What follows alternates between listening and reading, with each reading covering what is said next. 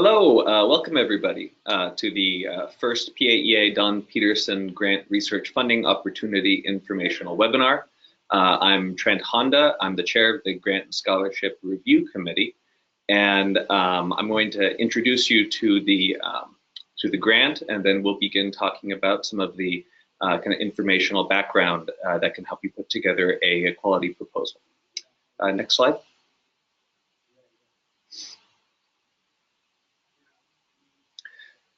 So the Don Pedersen Research Grant Program initially began in 1997 as the Association of Physician Assistant Programs Research Institute Small Grants Program. It was intended to foster PA faculty development in the area of research, and the program particularly encourages research about PA education as well as PA workforce issues. In recent years, the program has evolved towards helping early career PA faculty researchers complete a research project, as well as establish relationships with PA faculty research mentors. Next slide, please.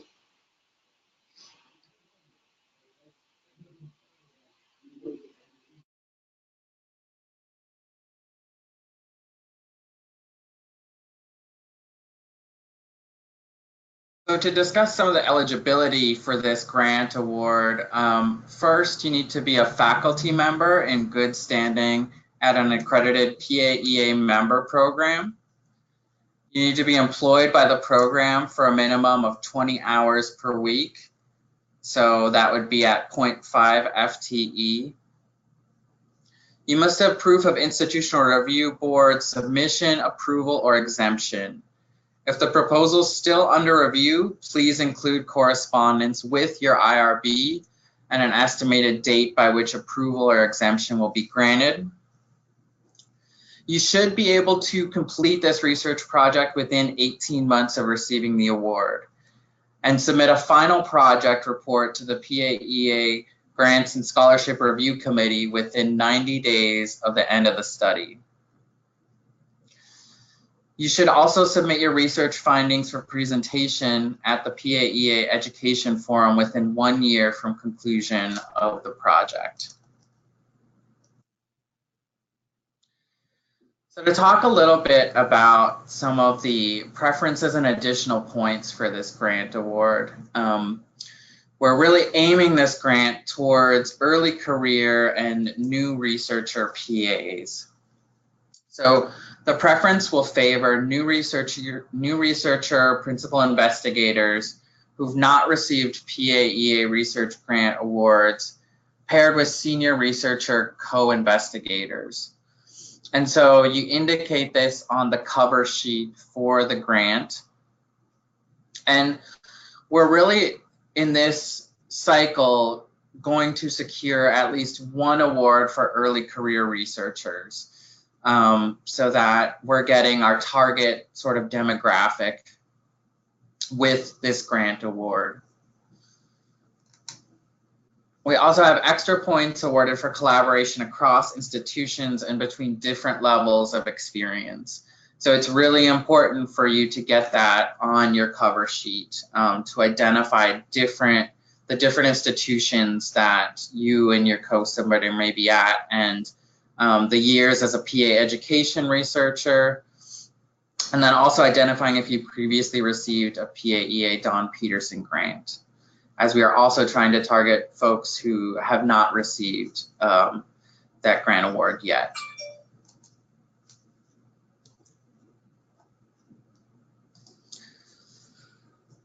So in going over the specific proposal formatting requirements, we do have several requirements. First being that we only accept Word documents as a file format. Please don't submit any other formats. We require a 12-point Times New Roman font, left justified, with 1.5 line spacing and 1-inch margins. We do get folks who try and change the margins and the spacing to fit the page requirements, but please know that we do notice when that happens, and we will get back to you and ask you to resubmit following the correct proposal formatting. So the deadline for this grant opportunity is 12 p.m. Eastern Standard Time, Wednesday, August 22nd, 2018. Appendices should include the principal investigator's complete and updated curriculum vitae and a copy of the survey instrument if one is being used as part of the proposal. This is really important that you submit a blinded and an original unblinded copy of the proposal and supplemental documents, including CVs. So please, both blinded and unblinded copies. Only the cover page and IRB documentation need not be blinded. Proposals not submitted according to these guidelines will be disqualified. And now, so here are some more details. So as part of the proposal, you need a cover page, which can be found on the website. It needs to be downloaded and completed, unblinded. Page 1 should be your abstract with a 200-word limit. Pages 2 through 4 should include the following sections: the research questions and/or problem statements, background and a brief review of literature on the topic, objectives, aims, or hypotheses of your study, methods, analytic plan, and dissemination plans. One thing that seems to do really well with the dissemination plans in particular are going beyond sort of the typical journals that people are submitting to. Okay.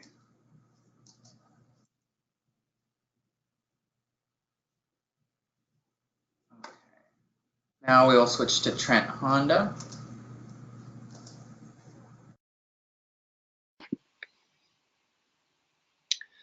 So for the evaluation criteria, there's some general considerations and then some specific considerations. So in putting together this informational webinar, we've thought across many of the previous submissions and identified areas that most proposals could benefit from, as well as some specific areas that key points that could benefit everybody. Specifically, make sure you've addressed all submission requirements. This is very important because it can result in delay of review of your application or just dismissing the application entirely. The other thing to consider is that not all proposal weaknesses are created equal. And this means that if you have a proposal that is poorly written or there's a grammatical problem, this is not going to be reviewed in the same way as if you have a problem with validity in the study. So for instance, methods that are not appropriate to the data or a very poorly designed research question. Even if that's the proposal is wonderful in every other way, those can be in and of themselves disqualifying. Another important aspect is to identify potential weaknesses or limitations, which all studies have, and discuss techniques by which you will overcome those weaknesses in the proposal. Next slide, please. So what we've done in this section is gone through and taken specific aspects of the review worksheet that reviewers go through and provided them for you here, as well as some commentary on how to best meet those criteria. So one of the criteria is, does the project address a novel research question that is of critical importance to PA education or the PA profession? One of the suggestions is that if this is a question that has been previously investigated, which most of the proposals are, you want to explain how your research will address the holes in the current literature, or you want to address the limitations in the current literature and how your proposal is going to not be limited by those same factors. Another evaluation criteria is whether the project is in alignment with the PAEA strategic plan. The best way of approaching this is to make it very explicit within the document that it is aligned with the PAEA strategic plan in this way. And oftentimes I've seen people quote directly from the strategic plan. It makes it very easy as a reviewer to defend that the proposal is indeed in alignment. Is the research question set in the context of the pertinent prior literature on the topic? Oftentimes, PA literature is somewhat limited for a number of these questions. In that case, I would encourage you to consider other health profession literature. So medical schools, nursing schools, physical therapy schools all have their own educational journals, and oftentimes they ask very analogous questions. And because they are also clinical specialties, oftentimes the prior literature in those areas will be germane to the question that might be asked in the context of PA education. Next slide, please. So will the proposed methods provide the data necessary to answer the research question? This is a very important criteria that we use to evaluate. And oftentimes, if you don't have a well thought out research question at the time that the proposal is being written, you can end up with methods that won't actually provide the necessary data. A good example of this would be methods that are collecting completely qualitative data and, data collection that's collecting completely qualitative data, but the research question that you want to answer is explicitly quantitative. Next evaluation criteria is the analytic plan clear and appropriate for the data? This is difficult to review unless adequate detail is provided. So for instance, if you're going to use a quantitative outcome, you want to tell the reviewers whether or not this will be collected in a continuous manner, a binary manner, an ordinal manner, so that we're able to determine whether or not the analytic plan is appropriate for the data that are being analyzed. Again, this is just one example using quantitative outcomes. There are numerous that could also be used for qualitative outcomes. Are potential confounders or sources of bias clearly identified? In my reviews in the past, I would say this is one of the areas that tends to come up on more proposals than not. The best way of approaching this, to my mind, is to identify a priori before the study is designed which potential confounders and sources of bias are most likely to affect your data, and then to design a way of collecting information on those variables when you're collecting the data for your study. Adjusting for confounding without having collected information on the confounder becomes very difficult from an analytical perspective and sometimes is impossible. Next slide, please.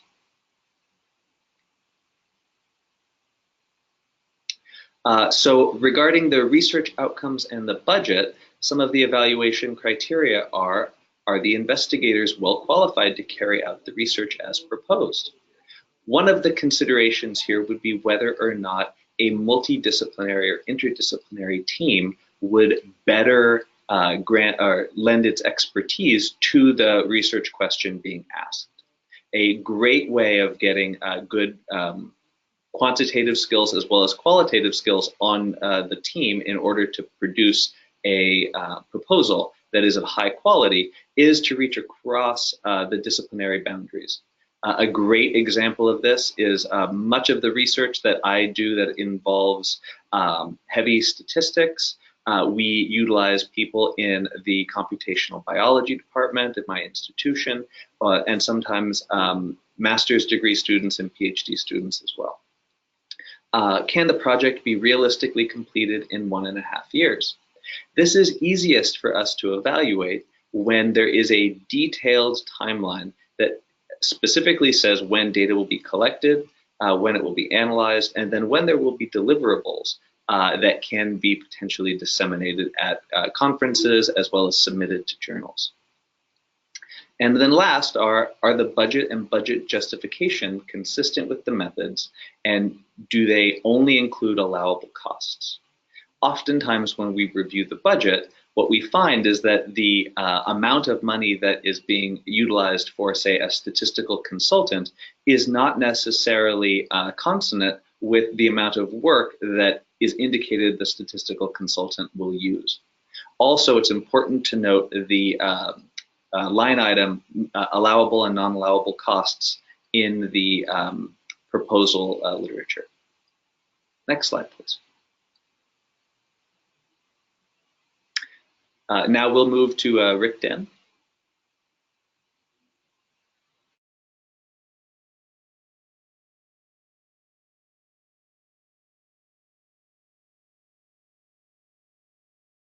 Okay, and first I'd like to thank everybody for attending and for your interest in PA research.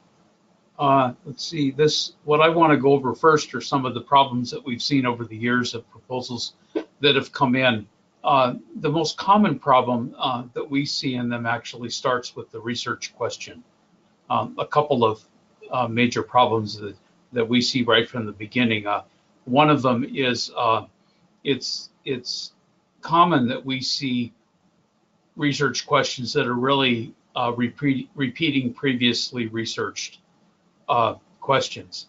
And my sense would be that if you are going to study a previously researched question, that you carefully review the literature and try to figure out from what the next question to answer from the previous studies would be. We are most interested in research that moves our knowledge of that question down the road a little ways. We're not really that interested in repeating stuff that's already been done, and we see that quite often.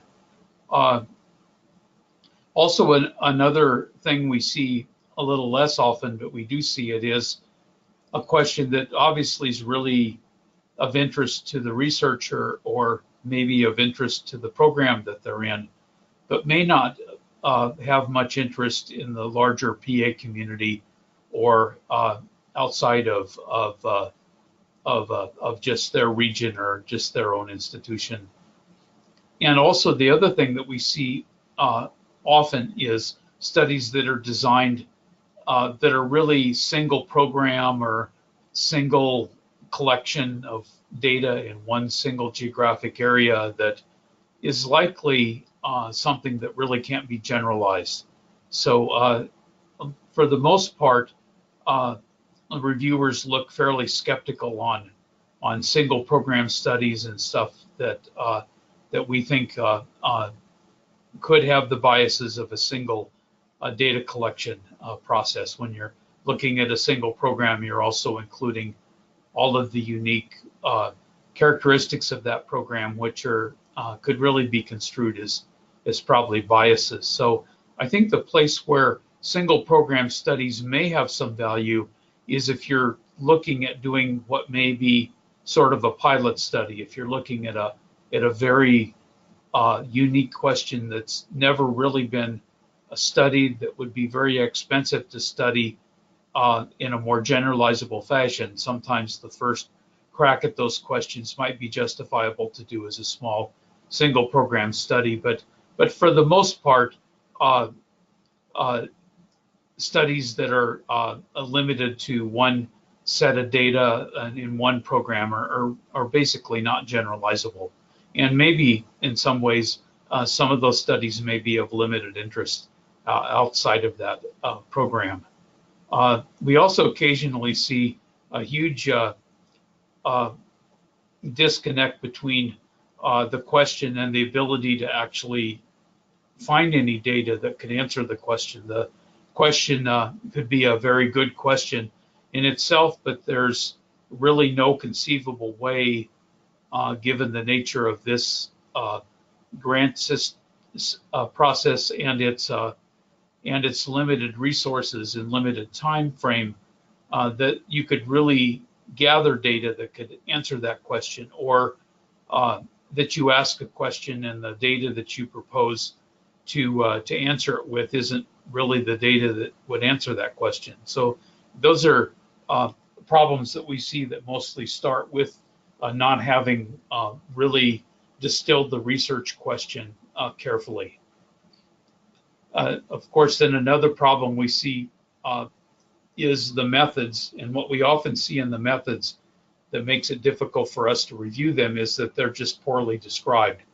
You have to, I think when you're doing your application, you have to think of it from the side of the reviewers. The reviewers need to be able to read your proposal and in their mind sort of construct your research study from the description that you give them. If you don't give them all the information of how you actually propose to do your study, they really can't understand how you were going to actually do your study. So, I mean, I think the best way to do that is to approach it from the viewpoint of if I were the reviewer, would I be able to understand how this study was to be done so that I could sort of do the study just from the description if I had the description. If you can't, then you probably need to think a little bit more about making that description a little bit more detailed so that the reviewer could adequately imagine how this project would be done. I think another common problem is not using your devil's advocate skills in order to try to figure out how your methods could produce biased results. What in your process could possibly be biasing that you didn't really think of at first. I think you need to spend some time thinking hard about what biases could possibly happen and how can they be avoided. And if they can't be avoided, then you definitely want to address those potential biases and how you think you can manage them as best you can in your project.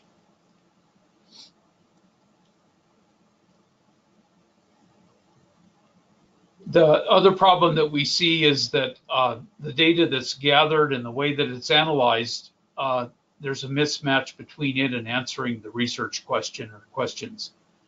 Sometimes we see data that would easily answer a different question. So I think one of the things to think about all the time is that, do those two things match up? Does the data you collected really answer your question? And that'd be a big problem that we see occasionally. And then the other thing that you want to consider is that the methods that you really are using to collect that data, does those methods allow generalizability? Did you collect data in a fashion that you think the results actually are generalizable outside of your sample? Next slide, please.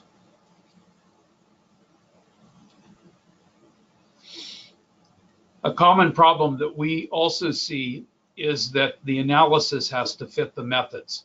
How do you figure out how you're going to make the data talk? As a statistician I worked with in the past often said,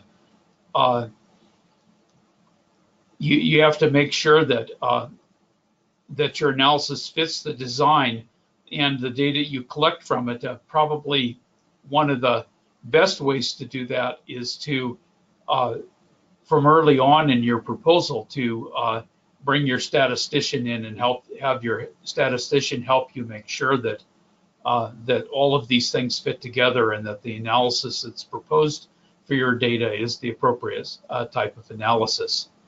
Another problem that we see is that there isn't really a large enough sample size, or there isn't enough data for the project to actually show significance, particularly if it's a quantitative project that you aren't able to have a big enough sample size in order to result in statistically significant findings, even if there may be associations or data there. You just didn't have enough power in your study, and that's going to be a problem. And it is wise to work with your statistician to figure out in advance whether the data you collect is going to provide you adequate power from the best of your predictions from the get-go. And as I've said before, trying to find potential sources of bias, and some of those can be addressed in the analysis. Again, another thing to work with your statistician, to have your statistician do things with you very early in the process, rather than just take your data and basically run analysis on it, it's good to bring your statistician in very early in the process to try to have them identify those potential pitfalls. Another problem we see very frequently, because it's common that some of the proposals look at standardized data such as PACRAD and the PANTS, various sources of data that looks very tempting to utilize in analysis, but some of that test data is not standardized from year to year. So you should investigate the characteristics of those data sources year after year to figure out what's the appropriate analysis to use for looking at multiple years of that kind of data, so that you don't use an inappropriate statistical analysis, given that if those aren't standardized year to year, there's a number of processes that you would be not appropriate to use for analysis. And as I've said before, unless you really have a lot of skills in statistics, I think it's really wise to commit enough of your budget to statistical consulting so that you can bring that statistician on very early before you've really poured concrete around your methods, because I think often your statistician can help you identify some of those common pitfalls and to find ways around them before you've got too far down the road. And next slide, please. I want to next go into the budget, and often it seems like the budget is kind of the last thing that you do, and I think that budgeting is something that you don't really have any training for, and they kind of, you get better at them as you do them and get the experience with them. But I think they're probably one of the more vexing parts of a grant proposal is lining out the budget. The thing about the budget that I think is most important to realize is that the budget has to be something where the sections of it connect really accurately with the other parts of your proposal. They really have to line up, and the budget needs to be detailed enough that that parts of it really can be attached to other parts of your methods in your proposal. So basically, budgets really should be broken down into sections. There's a lot of ways that you can do that, but most typically it's done by the investigators that you have on board, and then other personnel, and then other miscellaneous costs, and then supplies. It usually sort of goes into those large groupings that you would use. And what you want to do is you want to be specific enough in your budget that the reviewers can look at it and decide if what you're doing in your budget in terms of allocating resources for your grant is really fairly accurate and fairly appropriate for what you're trying to do. So when you're, for an example, when you're proposing that you're going to use a faculty resource, you want to be fairly specific of quantifying that. So many hours per week over X amount of period of time, or such decimal of an FTE contribution for so much, and be fairly specific about what that time allocation is, and also how that's going to be part of the grant. What is that effort actually going to accomplish in the grant? Is that person the PI activities? Is that a person that's going to work mostly with trying to collect the data? We want to be able to put all those pieces together when we review it and figure out if all the pieces are actually appropriately resourced and funded. If you're going to have in-kind contributions, what I mean by an in-kind contribution is something that your university or the grant isn't going to be expected, not your university, but something the grant isn't going to be expected to pay for would be an in-kind contribution. That would be like a faculty contribution of so much FTE is going to be provided by the institution in kind. Still be very specific about the amount of time and over the amount of time that contribution is for. Make it very clear that it's an in-kind contribution and who's providing that. The university is another institution or another organization in the community going to provide that, and then what its purpose is. It says in-kind contributions are often considered very positive because they increase the value of your grant operation without increasing the amount of money that's needed for the funding of the grant. But they also need to be evaluated as how they accomplish your grant. And in that same vein, once you get out of the faculty and the investigators list and you get into others, you want to be very specific about all your other entries. One we often see is a consulting statistician for $1,000, and we don't have any idea how many hours that was supposed to be for and what actually was where that person was going to apply their efforts in the grant and what they were actually expected to do. That's true the statistician's just an example of that. But if you're going to bring in data entry and data cleaning staff, and you're going to hire people to do that, then we need to know how many hours they're going to work for how long, for how much an hour, and what it is that you expect that those folks are going to do and what point in the grant they're going to be doing it. So give us enough detail that we could be able to reconstruct all of the activities in the grant as a reviewer. So as the last point says, the reviewer should really be able to sort of get the gist of your project's components just by studying the budget. It's not only just looking at your proposal, but just looking at the budget. It should all give the reviewer a pretty good sense of what activities are going to be going on in order to accomplish your project, how long they're going to be going on for, who's going to be doing them, and what point of the grant are they going to be happening at. And so it should have that amount of detail in order for us to be able to evaluate it seriously.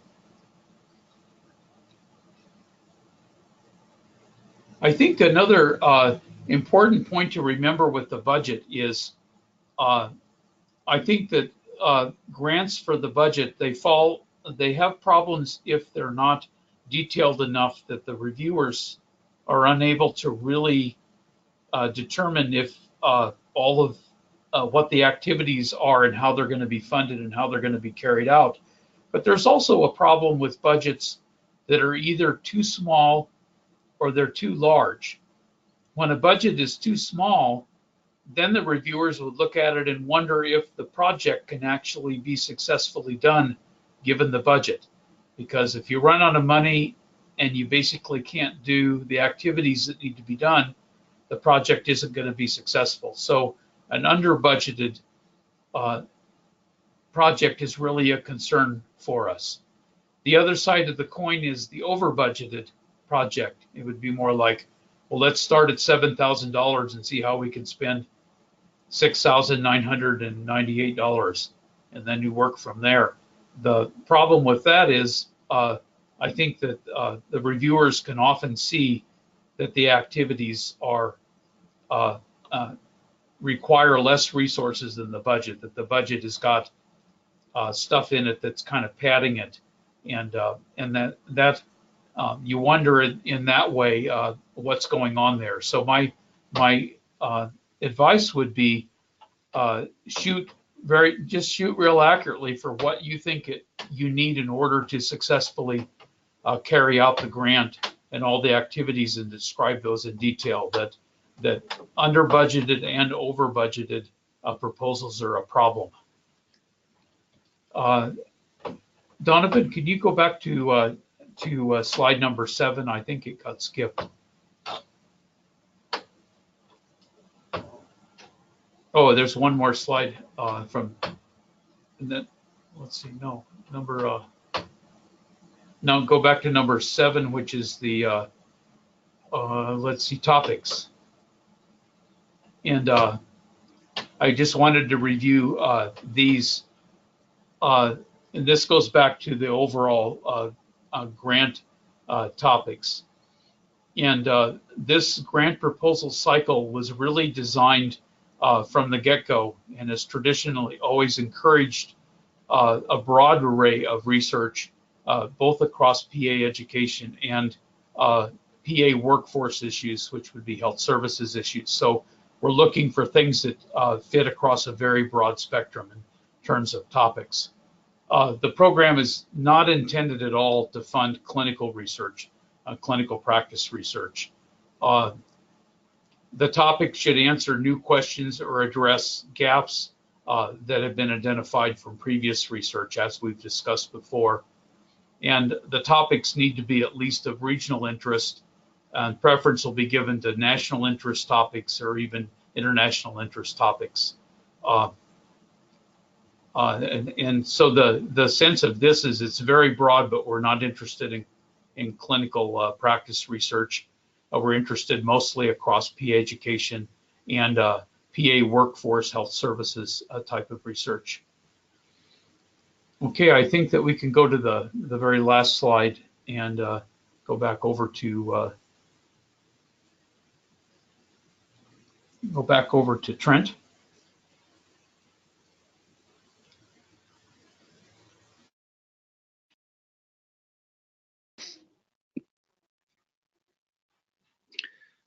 Hello. So we are available now to answer your questions that you might have for any of the panelists. And so you can enter your questions using text into the application. While you're maybe formulating your questions, we wanted to give you the opportunity to potentially consult an expert for your application if it's something that you're interested in. So there are members of the PAEA RMAC that are available for email and or phone consultation. If you have a particular question and you would like some feedback on an aspect of your proposal, you can send an email to research@paeaonline.org with the subject line Don Pedersen Application Mentorship. And your question will be forwarded to an application mentor who will be able to hopefully answer it for you and or give you referral to materials that can answer your question for you. Next slide, please.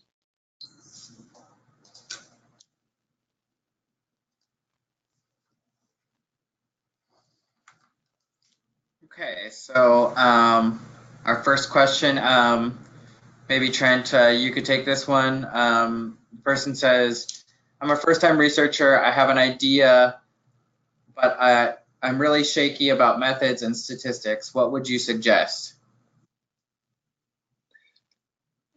So my first suggestion would be to talk to somebody who isn't. So I'm a big believer in putting together a research team, and oftentimes, especially if it's a relatively simple question and you're just unsure of its complexity, then it's just a telephone call. What I find is that if you're at an institution that's relatively small and you don't have access to other people that are doing research in the institution, oftentimes reaching across institutions is a great way to engage peers in other programs, as well as to add a multidisciplinary aspect to your research. And so it's really difficult when you're trying to put together a proposal to become an expert in statistics or methodology around research. But one of the things that a PA faculty member does bring is significant expertise on PA education questions and PA research questions that would be able to complement and augment the skills that somebody in maybe the psychology department or education department would be able to offer from a methodological side. I also think that another option, if you don't feel like you know really where to go, is to take advantage of the Don Pedersen application mentorship that we're offering this year too. I think that yeah, we're offering that, and I think you should take advantage of that. If you have an idea and you just don't really know how to proceed from that, that program I think might be able to help you.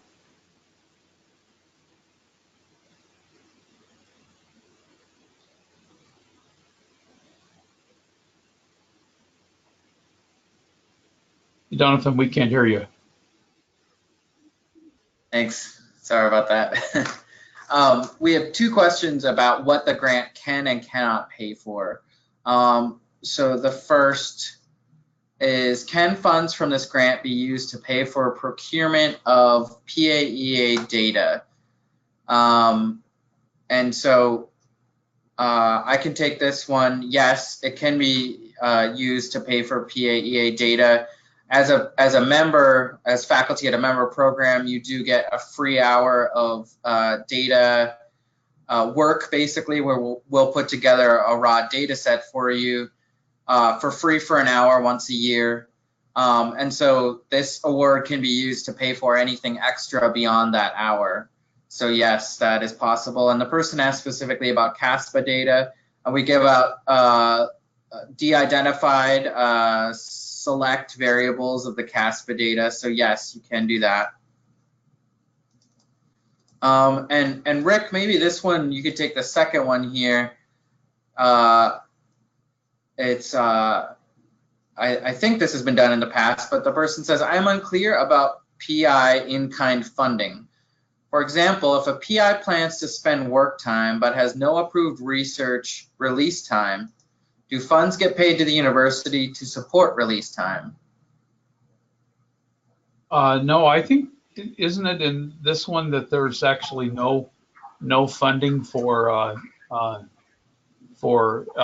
investigator time? Is that true, Donovan? What's the guidelines for this cycle? Sure. So I don't think you can fund yourself with this, but you can pay for a statistical consultant, like we've mentioned before, or somebody who can do who can basically be a subcontractor for this. But as far as paying yourself, I don't think there's a history of us funding that. I don't think this one pays for the investigators. They're all expected to be in kind. It also doesn't pay for any indirect funding to the institution, but it does allow you to pay consultants and others in that fashion. It's, and the rationale behind that was that the awards are relatively small. So all of that would be used up quickly in the in paying the investigators, the primary investigator, and other investigators. So the faculty effort is assumed to be in kind. Mm-hmm.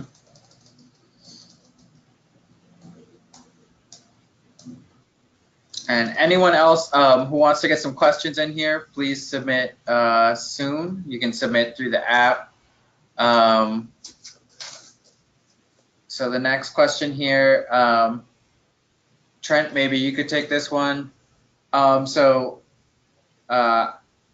says, I have done research before, but have a project appropriate for this funding amount. Would you recommend I apply? I'm sorry, could you repeat the question? Sure. The person says, I've done research before, but have a project for this fund that's appropriate for this funding amount. Should I apply? That's a very good question. I think that we are looking to have at least one of the awards this year go to a newer researcher or a early career researcher. I think that does not mean that the other awards are not able to go to early career researchers.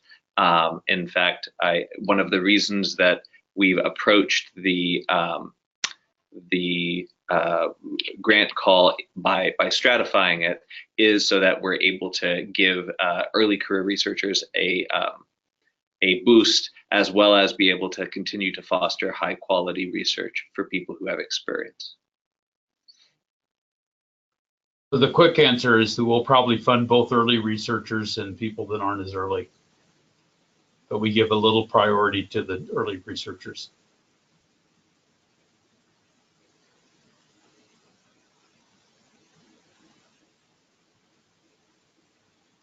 Okay. Well, we don't have any other questions here. So if you do have a question, this is your last call to send it in.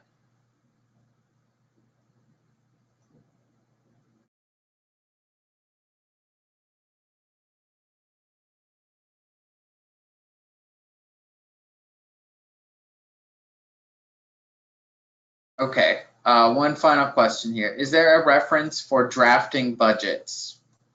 So is there a good example? Maybe Rick, you could take this from talking about budgets. Let's see. I think probably the references are out of the federal government, and they're out of the what you would expected for how to do a budget in the NIH or a HRSA grant, and I think those are probably way too in the weeds for this small grant cycle. I think if that's another place where I think getting some help through the Don Pedersen application membership might be a great way to go, because I think the best way to learn from budgets is from people that probably have already done them. I would only add to that, if you have a research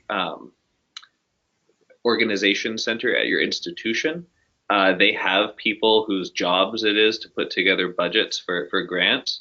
And when I am applying for something that's new, I've never applied for before, oftentimes they have templates that break things down in a way that's very intelligible. And so just reaching out and asking if you're able to discuss with one of their grant officers, if you have that office at your institution, oftentimes will provide you with a template.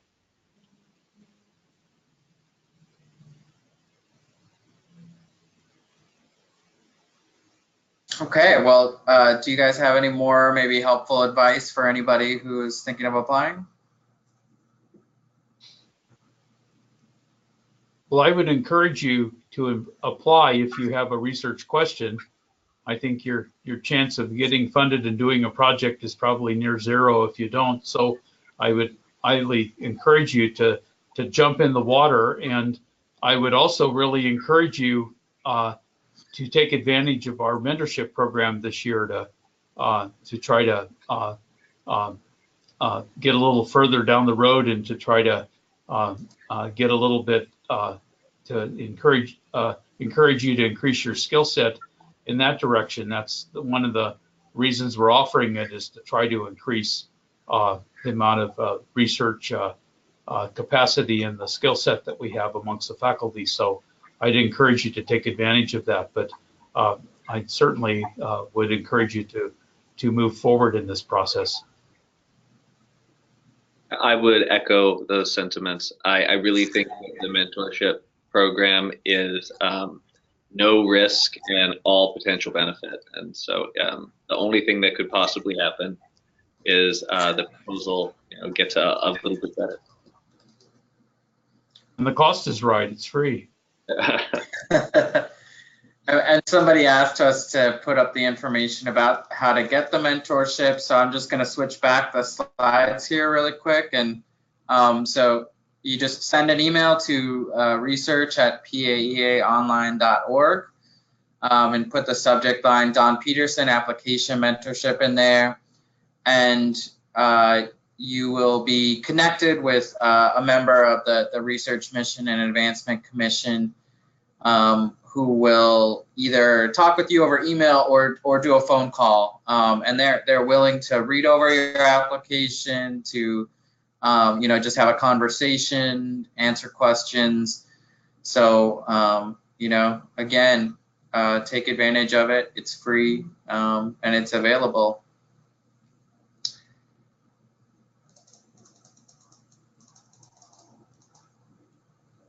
And it looks like we have no further questions. Okay, well, I'd just like to thank my fellow panelists as well as all the participants today for joining us for this webinar. And we really hope that you found it useful and chock full of fun information. Thank you again, and we'll see you next time, I guess.